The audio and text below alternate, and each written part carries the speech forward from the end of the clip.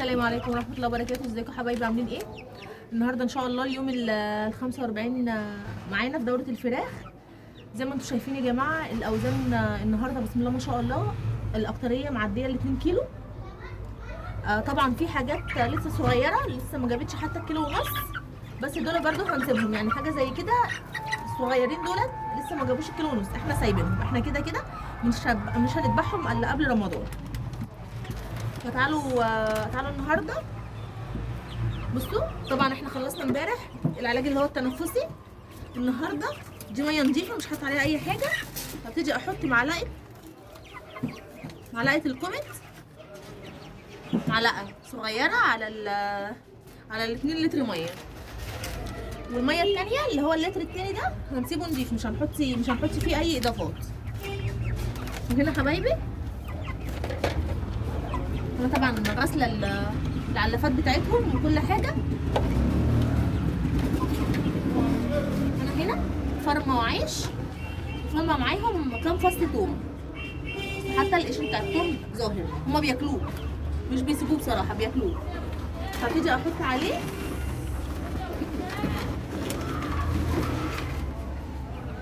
العلف،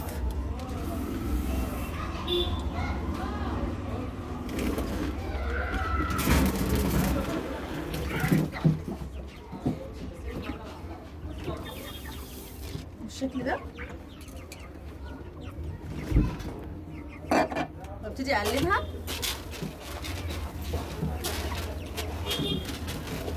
بجد يا جماعه الرز والعيش اكتر كمان من الذره المدشوشه، بتفرق قوي في وزن الفرخه. يعني انا لاحظت ان هي ما شاء الله فعلا من ساعه ما بدات اخلط رز وعيش مع العلف وهو بيزيد الوزن.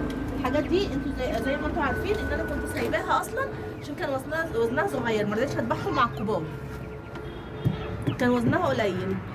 فهي بسم الله ما شاء الله زي ما انتوا شايفين وزنهم بقى حلو قوي.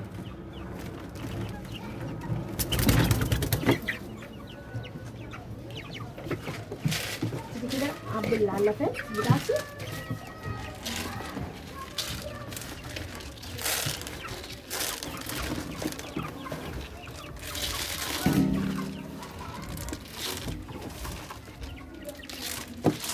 خلي بالكم يا جماعه ان اللي عندهم فراخ اليومين دولت الجو ساقع قوي، يعني حاولوا دايما تحطوا لهم حاجه رافعه للمناعه، زي الثوم زي البصل، تفرموه مع العيش كده، او حطوه مع الرز او في شروب. الحاجات دي حلوه قوي ليهم، زي قشر البرتقال، قشر الاستفندي، كل دي حاجات حلوه ليهم وبترفع المناعه، وفيتامين سي كمان اللي هو قشر البرتقال وقشر الاستفندي. بصوا حبايبي بسم الله ما شاء الله بياكلوا العيش ازاي مع العلف.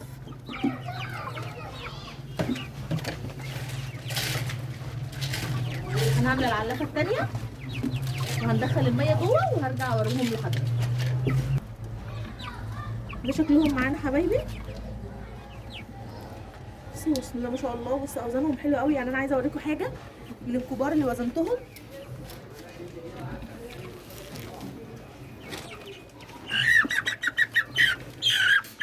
بصوا حبايبي اللهم بارك. كمان هي لسه مش واكله، يعني انا لسه حاطه لهم الاكل زي الوقت قدامكم. يعني اوزانهم بجد حلوه قوي، حاجه زي الاثنين دي كده داخله في ال2 كيلو ونص.